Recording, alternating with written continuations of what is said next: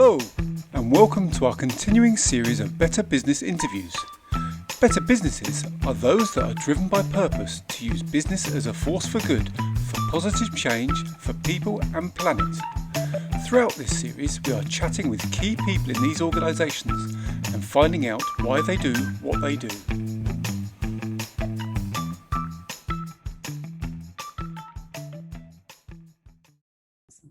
This week, I've been joined by Sandy Vo. Sandy Vo is a company, or to start off with, which delivers the Prosperous School of Self-Realization, which is a 90-day integrative experience for modern-day business leaders with the ultimate aim of helping people find this important form of prosperity. Sandy Vo, the person to whom we are speaking, has quite a story to tell, but is a student of yoga science and has formed her own insights to support others in bridging the gap between achievement and fulfillment. Sandy's a fellow podcast host with a very calming show called Prosperity the Podcast, and so I'm very much looking forward to a calming podcast interview. Welcome to the show, Sandy. Thank you so much for having me. I'm happy to be here. And I always like to kick off with the ever relaxing elephant in the room question, which today isn't maybe so relaxing. But prosperity is all over your website and all about your bios. What do you see prosperity is? In a simple answer, I would say that prosperity is when you find that place within yourself where you feel at peace with who you are and you're able to exude that energy out into the world, that sense of joy that you have inside out into the world. Like that to me is life's ultimate prosperity, is knowing the truth of who you are and being able to exude that. Okay, because obviously so many people think of prosperity, only ever think of money, wealth, things. Is yours completely that's completely out of your mind when you're talking prosperity then?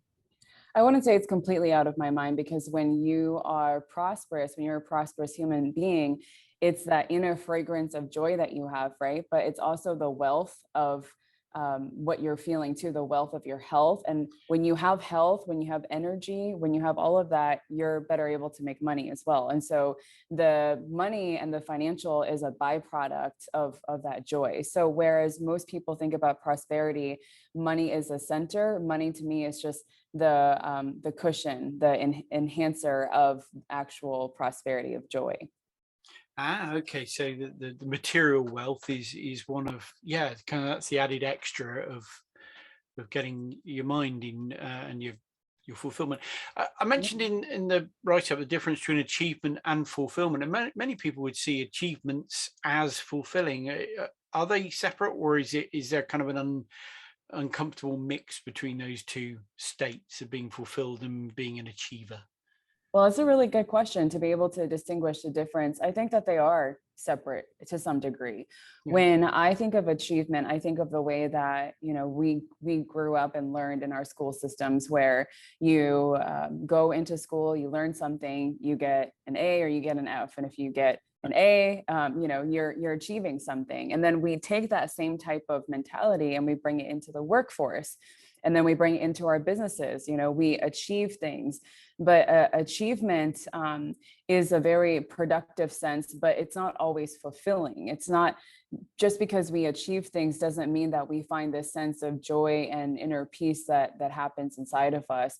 I find that when you're fulfilled, it's when you're doing things and you're acting and you're thinking from a place of joy and from a place of love, when you've taken the time to actually explore what your inner world looks like. So, for example, I've worked with a lot of people who are executive CEOs, very successful, thriving companies. And from the outside looking in, you look at this person, they look like they've got it all figured out, and they're the types of people that, people rarely, think to pick up the phone to call them or see how they're doing, because they're like, oh, like he's got it, like he's got it all figured out. But the reality is the outer achievement of having a lot of money, having a really successful business, being featured here, being featured there, and having a thriving business doesn't necessarily mean that that person is fulfilled. When we look at it in a deeper level, the reason to that higher level of achievement is because they're also running away from something that they haven't looked at as well. And so they use their business to stay really busy. So what I mean is when I think about achievement is what you do for your outer sense of being, for your identity, for your role, your personality in the world. But fulfillment is this inside job. It's this inside feeling and experience that you exude outwards. Okay, so I mean, you can be an achiever without being fulfilled. Can you be fulfilled without being achieving? I think you can be fulfilled.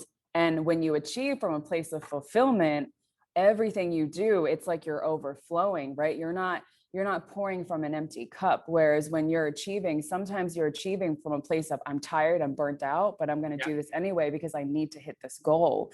Yeah. But when you are fulfilled and you're achieving from a place of fulfillment, you take care of yourself, you prioritize your mental well-being, you prioritize your sleep, your health, your nutrition. And then now when you go and you achieve things in the world, which you have every right to do, you feel you're doing it from a place of joy and high energy and health. And it feels like you're having a completely different experience. So that's a great question.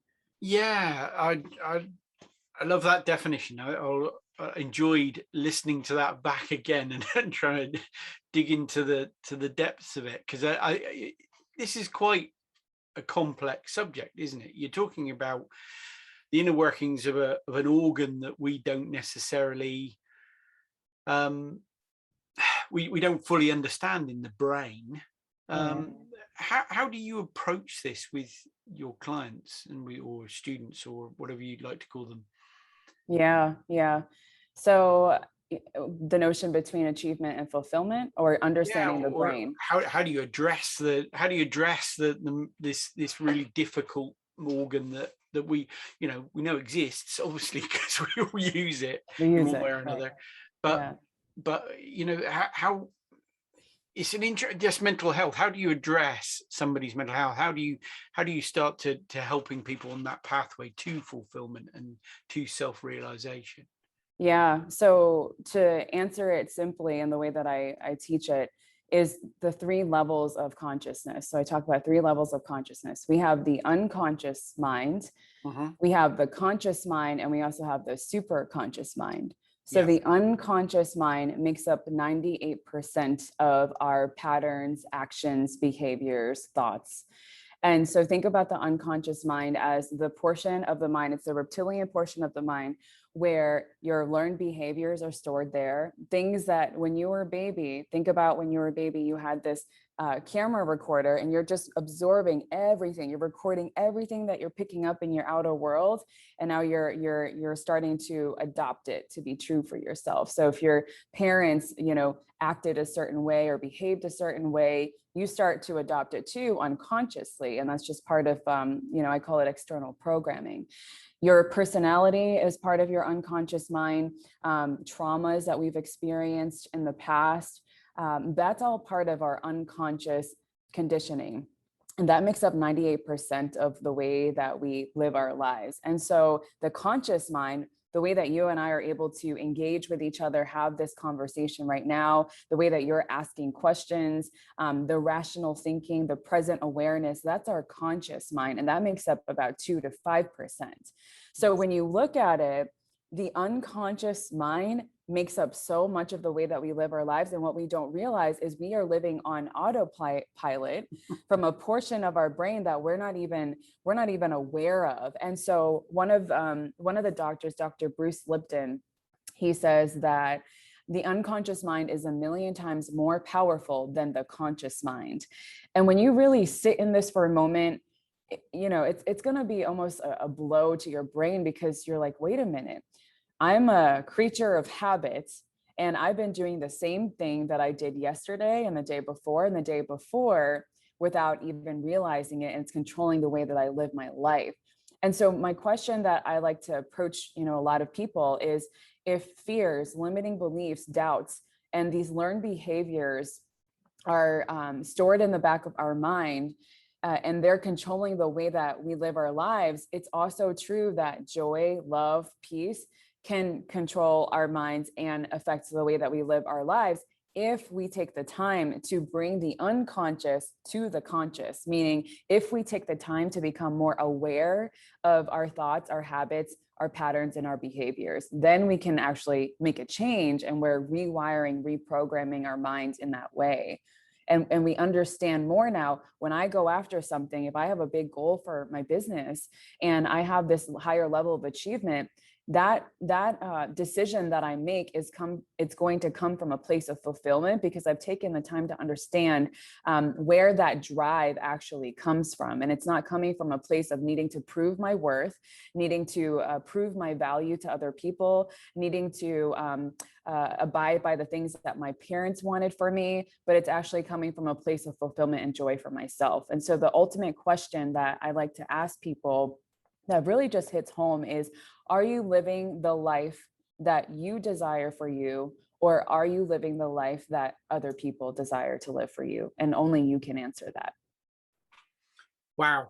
I mean, so many questions out the back of there, but the one that plays in my head, and mainly because your site is very open about your background. You're in your bio, you write very openly that you had a difficult teenage life.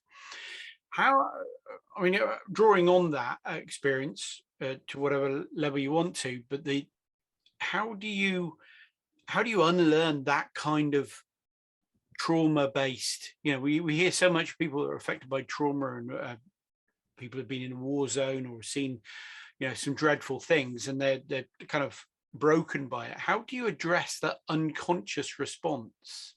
Or, you know, if you see what I mean? Yeah. So just to refer to what you're talking about, one of the reasons why I started to explore this path a little bit more is because when I was in my beginning of college years and I was going through some very deep depression times, I thought that the only answer to the pain that I was experiencing in my life from a physical, mental, emotional state was to take my own life. And unfortunately, this is big in our world, you know, and we just don't talk about it enough. But sometimes the degree of heaviness and pain, and you know, a lot of people might be feeling this right now with everything that we have going on. It can just hurt so much. And it's the only thing that you see every day, that you think that the only way that you can escape from it is actually to completely leave it. And then it was through my attempts that I realized that that wasn't true. And I found something greater and higher, and I just became an instrument of that, and which is what led me to teach the work that I do now. But to answer your question, Russell, when you talk about how do you address something like this in the unconscious, like all these traumas that come up, it's not a straightforward answer, because the first answer that I can give is that you know, when you're ready, it will appear. You know, our ego is a certain function in our mind. It's not, oh, like, you're so cocky, you're egotistical. It's not like that, right? Yeah. The ego is a function of our mind that is the I maker. The ego is what identifies, and it's our personality. It's it's the way that we have adopted who we want to be, who we are, by things that we learned in the world's labels that we've learned, and we identify with that. And so my ego is what allows me to have this conversation with you right now, is what allows me to have a personality and all of that. And same with you. And so our egos are necessary, but what our ego's main function is to protect us. And oftentimes when it comes to the unconscious mind, some of the traumas that we've experienced is so painful. And this is what happened with myself, where you actually forget about it. Your ego is so good at suppressing that trauma that you actually don't even remember it until you're ready to. And so when I started to unravel, and I was ready to go through this healing after going to extremes and thinking that taking my own life would solve the answer, I realized that that's when I had memories begin to come back to me of, certain traumatic events that occurred when I was younger that I just didn't even recall. And so my answer to that is that life is not a straightforward process, and healing is also not a straightforward process. And one of the main things that we can do is begin to take more of responsibility. And what I mean by responsibility isn't in the traditional sense of what we read in the dictionary. What I mean by responsibility is found in the word itself, having the ability to respond to what is coming up for you in this moment right now. So I say self-care is being self-aware. So if in this moment you're noticing, I'm feeling very tense in my shoulders, I've been feeling disconnected from my husband, I haven't been having good sleep, I've been staying up all night. If there's things that you're noticing, it is your responsibility to now say, okay, if I'm aware of what is coming from my unconscious mind, if I'm aware of how I'm feeling in my body, what am I going to do about it? Right?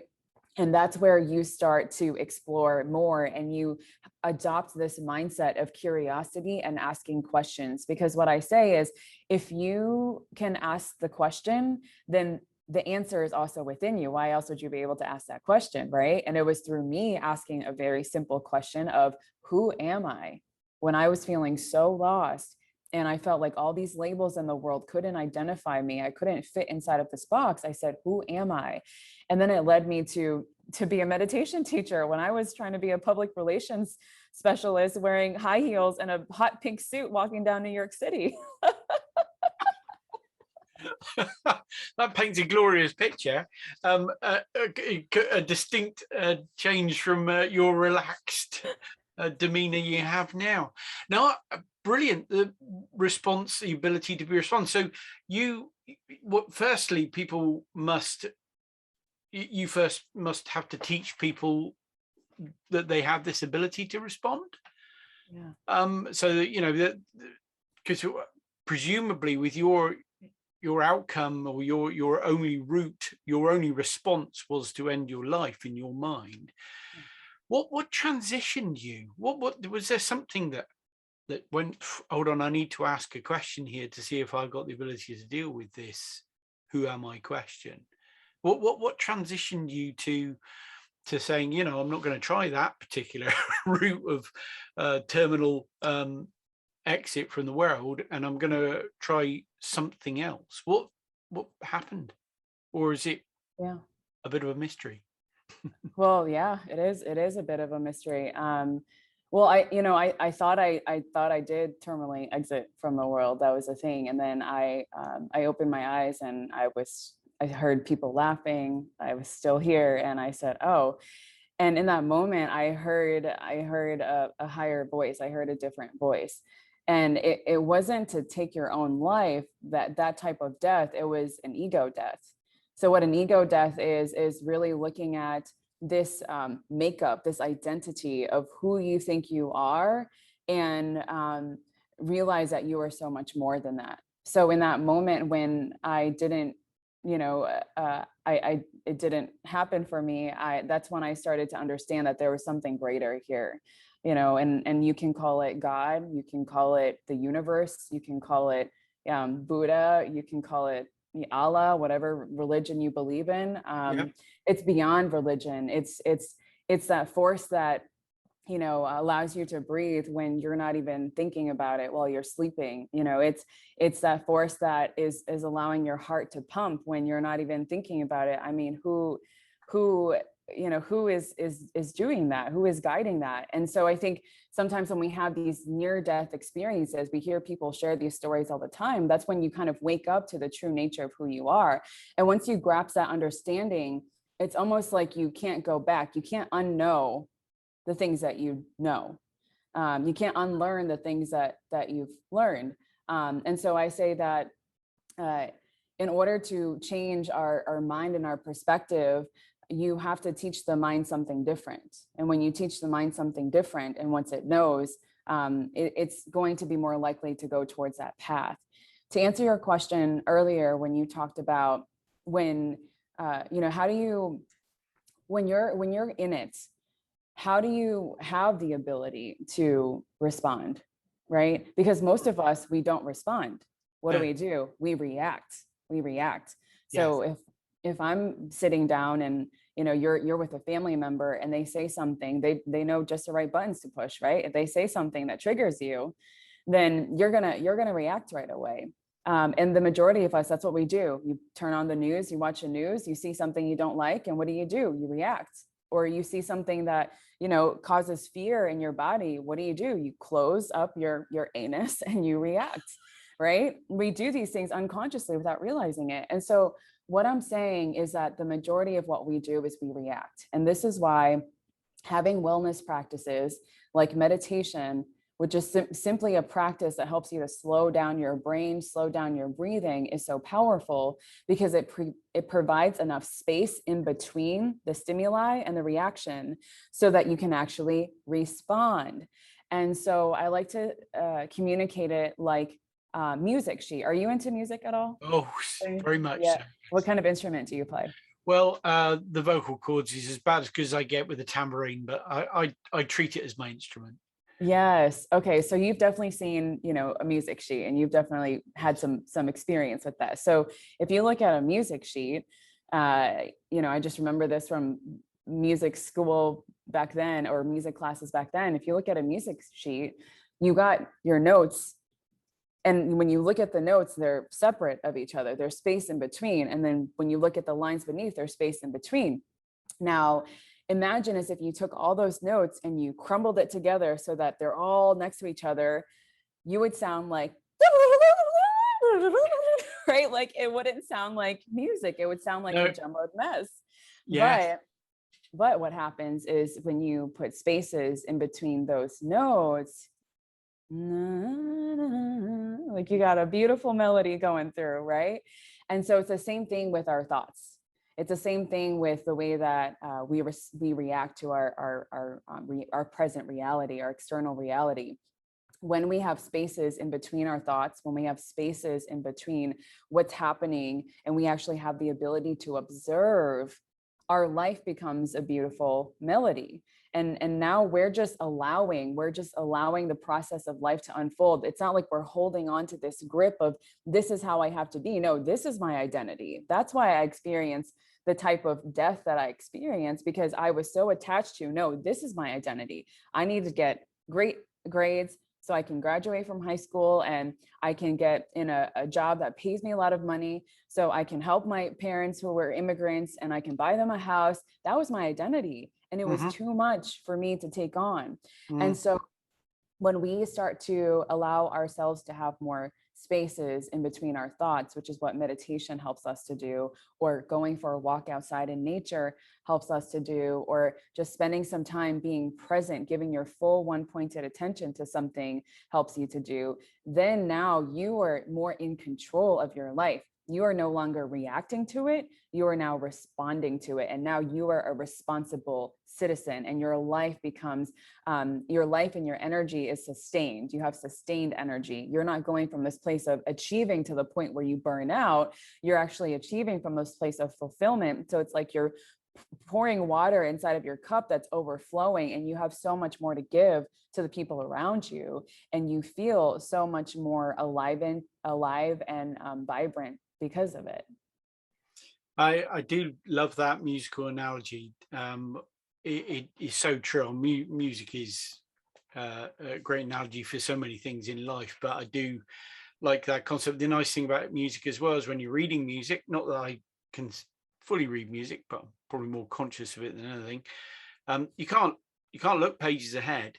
You can't, you might be aware that there's a complicated bit later on, but you can only look at the kind of what's in your eyesight, the next bar, the next set of notes, and deal with that complication as you go. So I can kind of see how I just, as you were saying that, I could see how reading music or giving yourself space to be able to just deal with what's the now is very responding.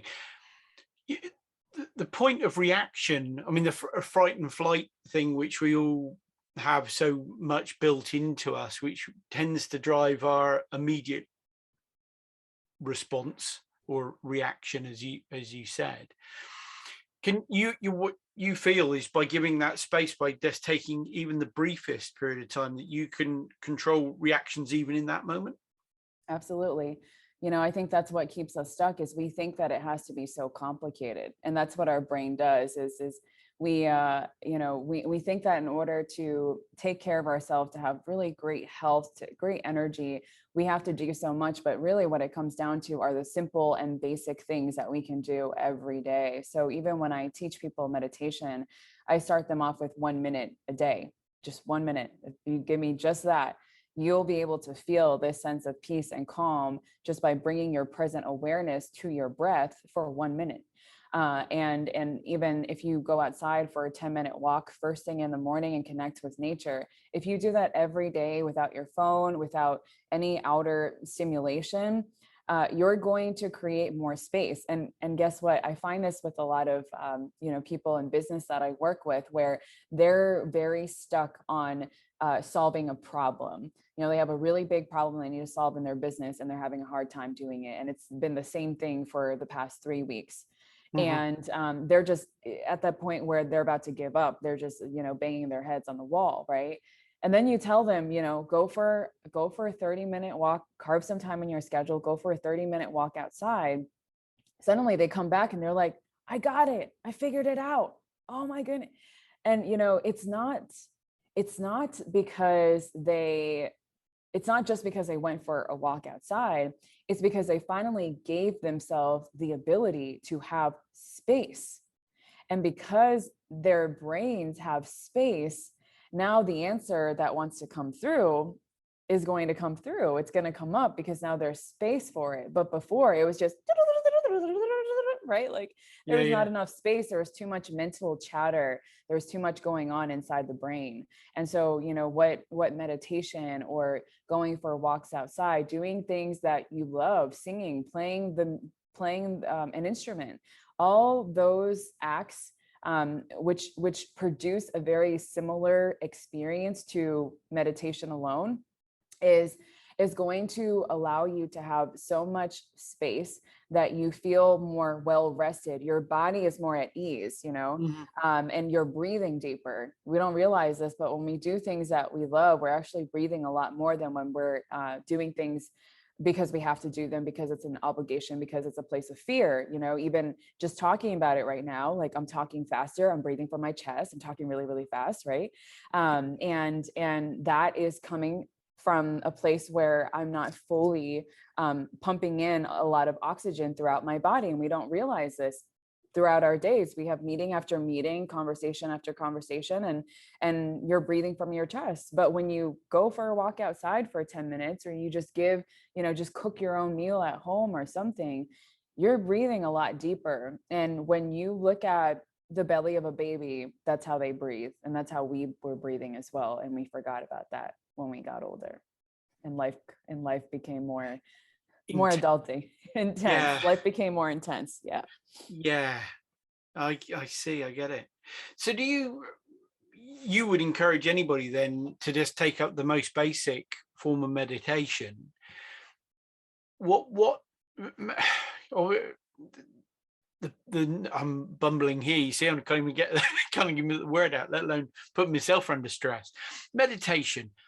What is it? Because there are many perceptions of what it is. Some of them but kind of rooted so strongly. You mentioned kind of this spiritual aspect to this, which some people kind of are very skeptical about or completely disbelieving it. But what we're talking about is there's some kind of something, an unknown, which you can draw upon in meditation, but some people get scared of meditation. Is it a scary place to be?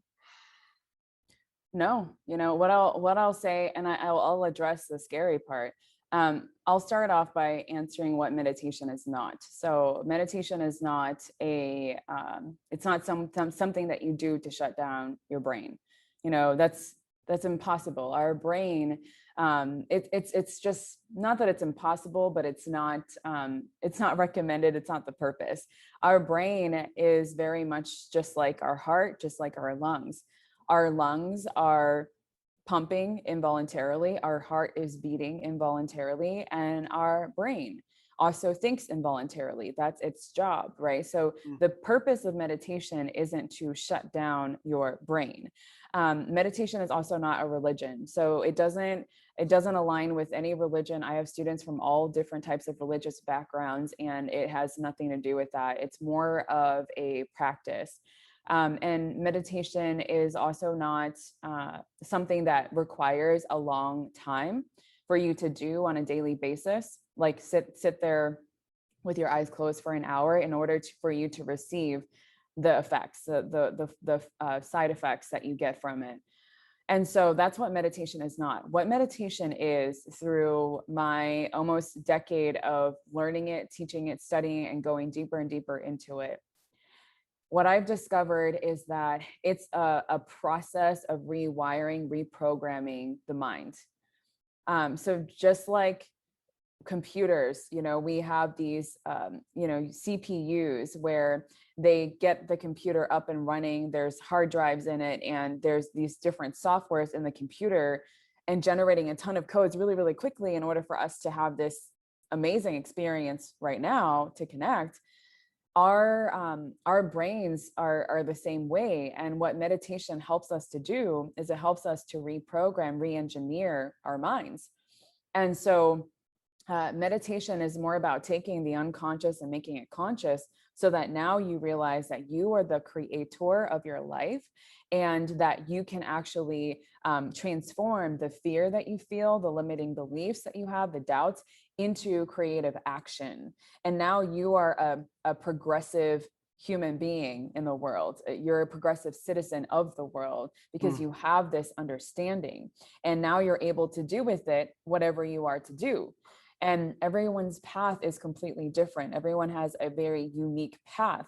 And so when you begin to adopt a simple meditation practice, which, like I said, I start off with just 1 minute a day.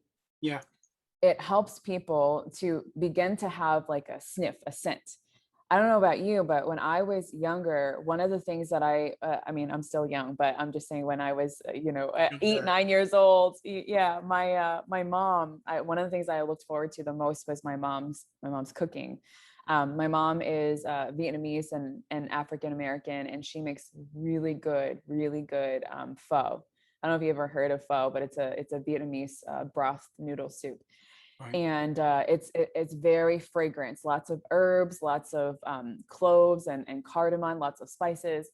And it cooks for about 14, 15 hours. Wow. So by the time that I'm waking up in the morning, like, I just smell that scent. I wake up to it and I'm just like, oh, and I'm like sniffing it. I'm sniffing to get closer to the kitchen so I can have myself a bowl, right?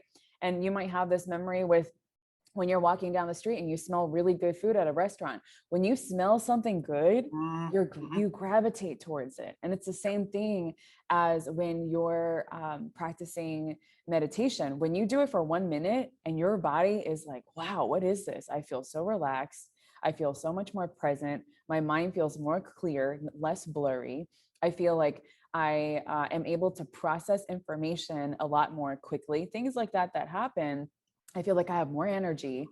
Now you have a sense for it. Now you're going to want more, and that's when that world opens up to you a lot more. And so when I start off, podcasts and talking to people, I start off very, very simple. It's just 1 minute, think about it like as if you were going on a date with somebody.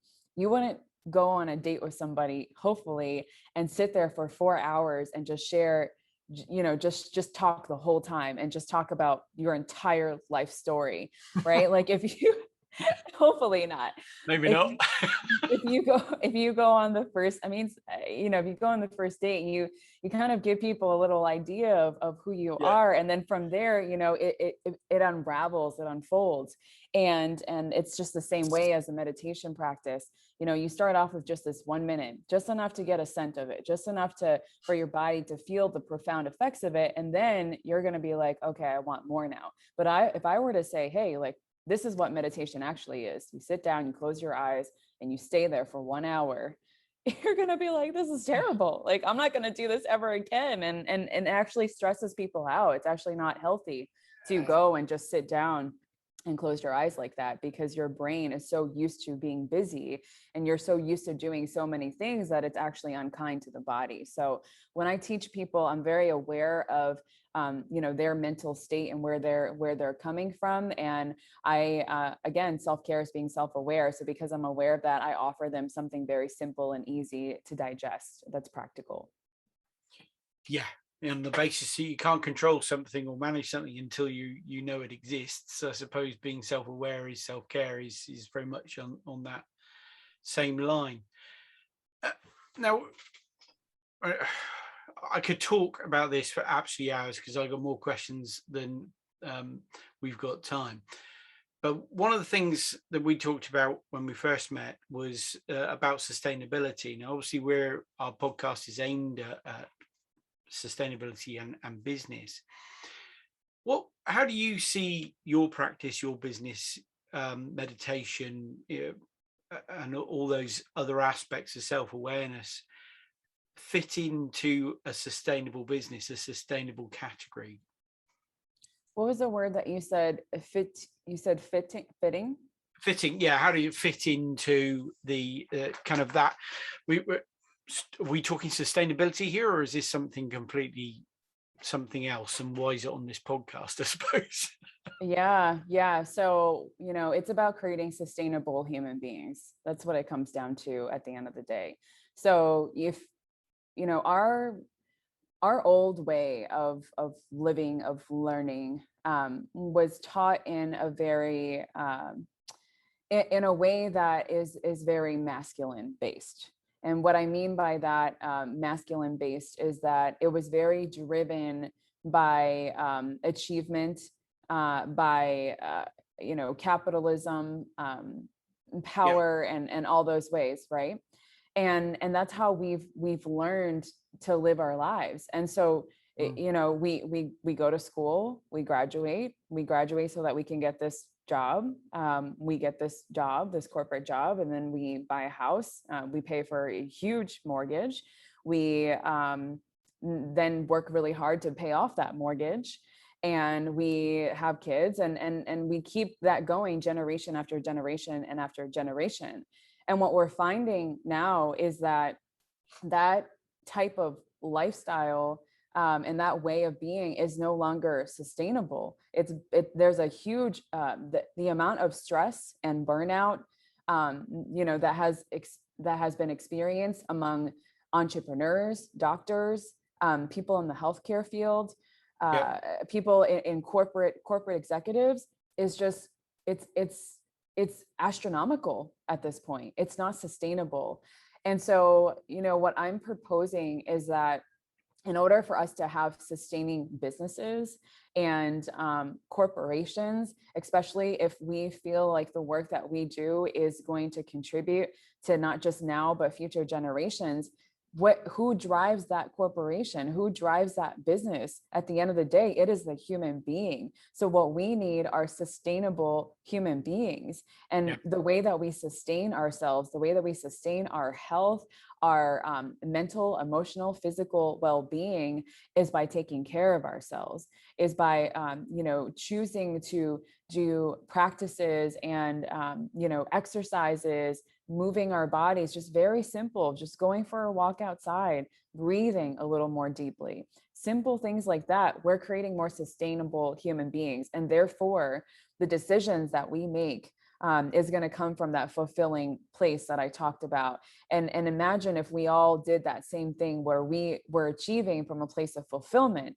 Then now we have businesses that are now not just affecting and highly impacting the generation that we're living in now, but it's highly impacting future generations and future generations to come. And that's why I love a lot of the Native American traditions.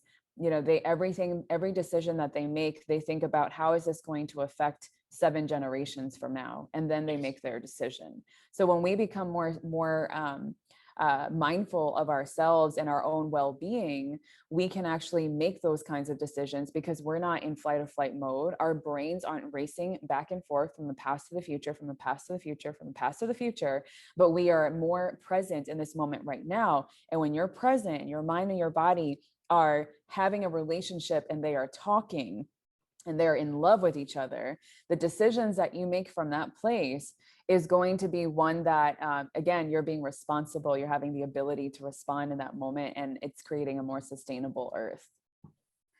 Brilliant. Okay. And yeah, very much sits in very well with us, because obviously we're looking at people living on a planet and being prosperous as the 3 Ps that we promote. And yeah, we've got to look after the people as much as there's a lot of effort going into looking after the planet. We've got to put as much effort into looking after the people that live there as well. So that's brilliant. I love the responsibility and the music. So they are lodged, and I will have a good think on those. I asked you if you had a tip or something that we could inspire listeners to go and have do some action themselves. What would you encourage people to do? Well, I think we talked about it a lot on the podcast today, which is to just go for a 10-minute walk, outside if you can, and don't bring your phone. Just allow yourself to immerse in it, and try not to think about anything at all. Look at the trees and focus on the trees, and look at the leaves, look at the sky, notice the clouds passing by.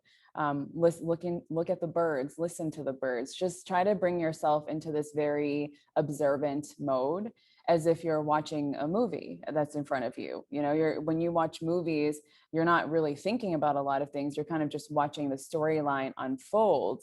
And if you're like me, you talk a lot during the movie.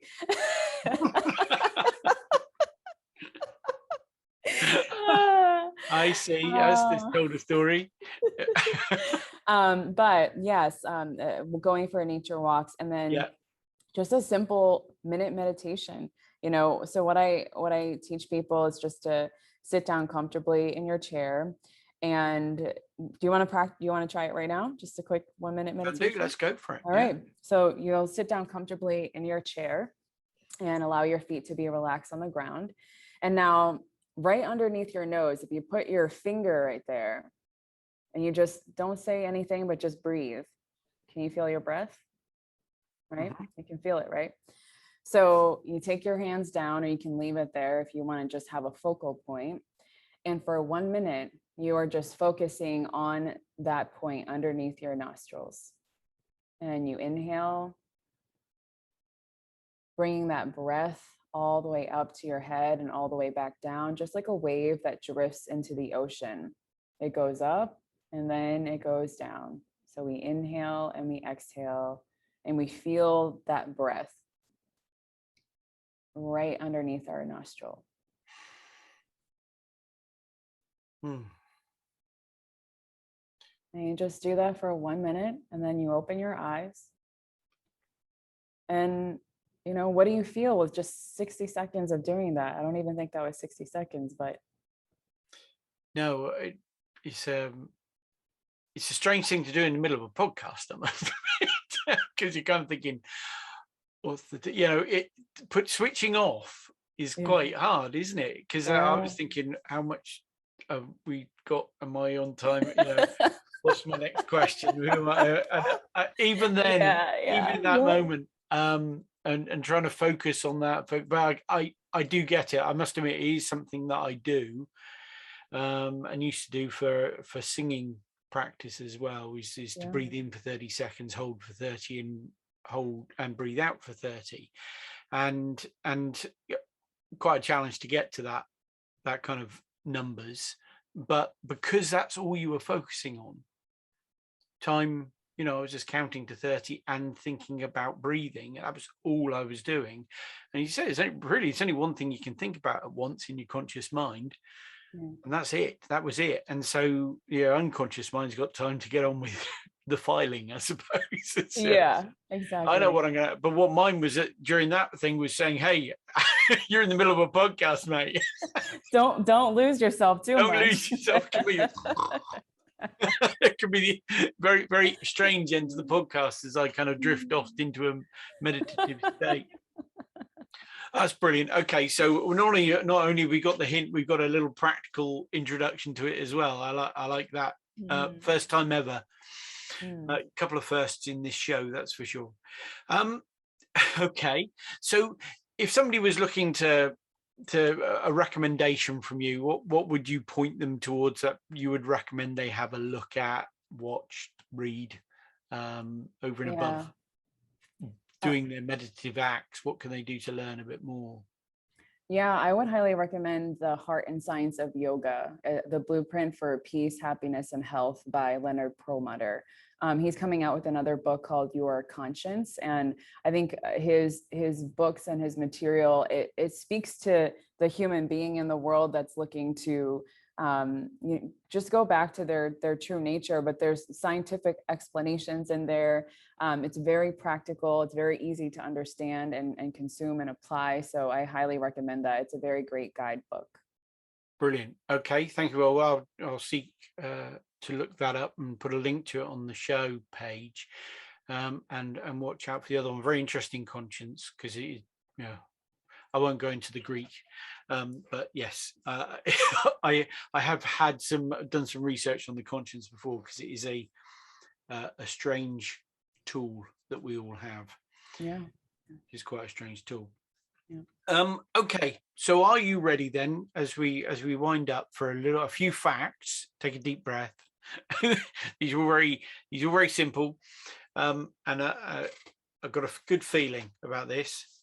So these are on mental health, because I think that's kind of the underlying topic that we were talking about.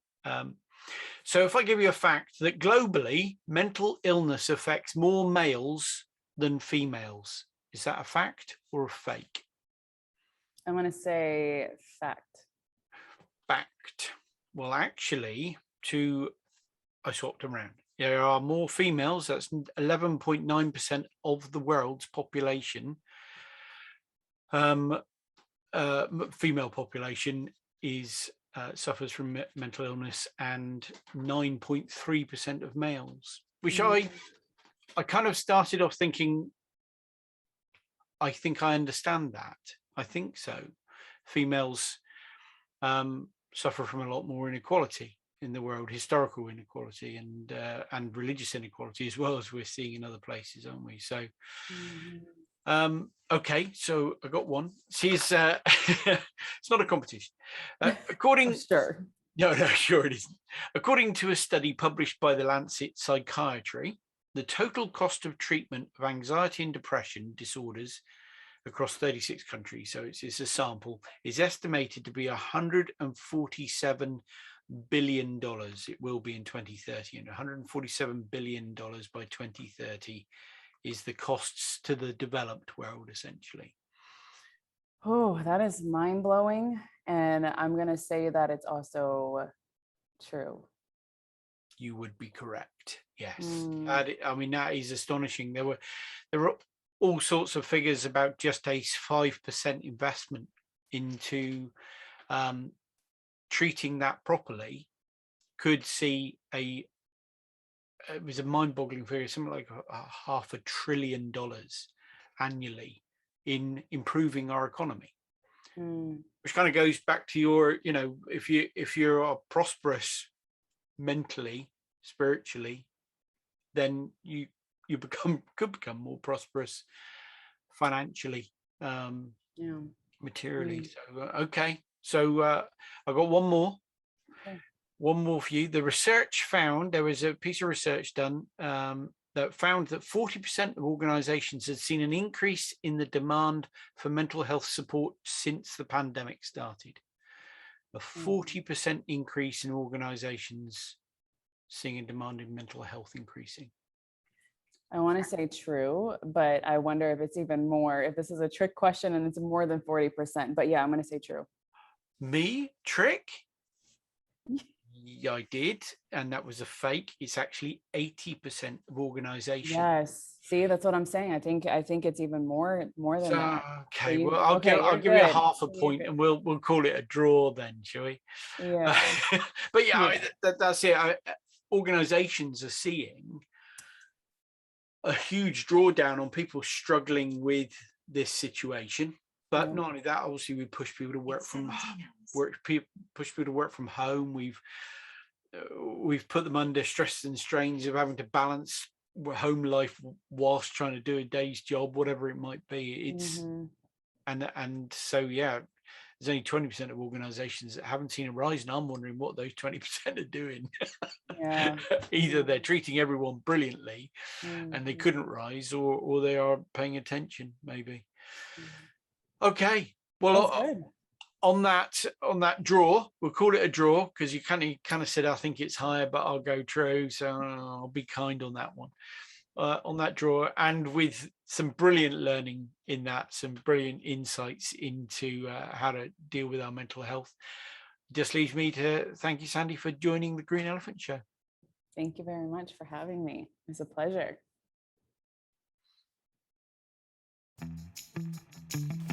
We really hope that you found this insight into another Better Business both informative and entertaining. So make sure you don't miss any of our other chats with other better businesses by subscribing to our podcast, available on all good providers, or on the Green Elephant YouTube channel. And please don't forget to spread the word with others. If you have any questions, comments or suggestions on the show, please do get in touch. You can email us studio@greenelephant.show, or visit our website greenelephant.show, or find us across social @greenelipod. Join us next time, and we hope you have a sustainable week.